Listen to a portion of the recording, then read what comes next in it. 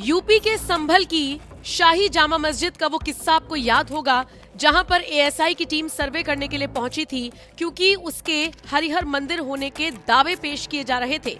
50,000 नौकरियां दे के थोड़े सामने खड़ा जी, 50,000 नौकरियां हो गई। भगवंत मान जी की जो नई सरकार है, ये नई जॉब्स देने में बहुत अव्वल है। ਮੈਨੂੰ ਇਹ ਨੌਕਰੀ ਪੂਰੀ ਮੈਰਿਟ ਦੇ ਆਧਾਰ ਤੇ ਮਿਲੀ ਹੈ, ਕੋਈ ਸਿਫਾਰਿਸ਼ ਨਹੀਂ ਹੋਈ, ਕੰਮ ਪੂਰੇ ਪਾਰਦਰਸ਼ੀ ਢੰਗ ਦੇ ਨਾਲ ਹੋਇਆ। ਪੰਜਾਬ ਸਰਕਾਰ ਦਾ ਬਹੁਤ ਧੰਨਵਾਦ ਕਰਦਾ ਜਿਨ੍ਹਾਂ ਨੇ ਸਾਨੂੰ ਓਪਰਚੁਨਿਟੀ ਲਿਆ ਕੇ ਦਿੱਤੀ। ਮਕੈਨੀਕਲ ਇੰਜੀਨੀਅਰਸ ਨੂੰ ਵੀ ਰਿਕरूट ਕੀਤਾ। अब तक 50,000 से अधिक सरकारी नौकरियां युवाओं को प्रदान की जा चुकी हैं।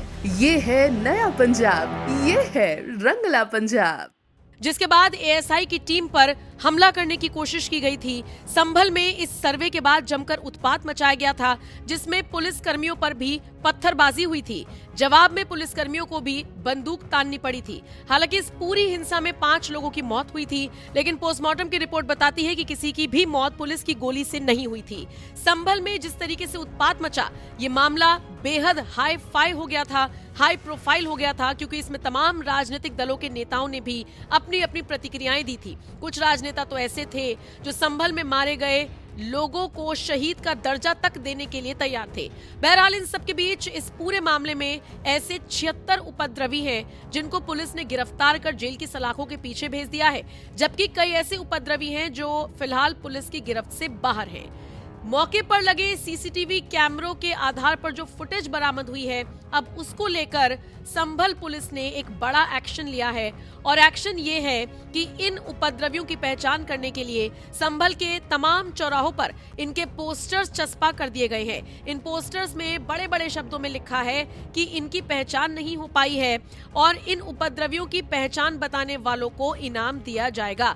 फिलहाल ये पोस्टर्स चस्पा किए जा रहे हैं, तो वहीं दूसरी तरफ यूपी के संभल में ही समाजवादी पार्टी के सांसद जियाउर रहमान बर्क की मुश्किलें बढ़ती हुई नजर आ रही हैं।